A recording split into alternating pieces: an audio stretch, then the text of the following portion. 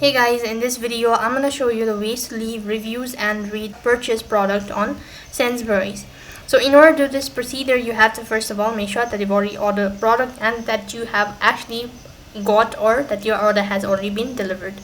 So to do this procedure, first thing you will then log in into your account, and when you're logged into your account, that's going to take you to the home page, and right on this page you'll be able to see your history.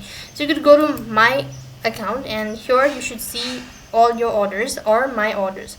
When you press on all orders, you should be able to see all of the information of your past purchase as well as all that. So next thing what you have to do is you have to go to the specific product, and under it you'll be able to see this option as review or rate the product. You could go ahead and press on review and type in the information what you feel about the product, and if you don't want to do that long procedure, then you could simply go ahead and press on the star or rate the following item or product. In that way, you could go ahead and leave a review and rate the purchased product on Sainsbury's. That is all for this video. I hope the video was helpful. Make sure to like, share and subscribe to our channel. Thank you for watching. See you in the next video.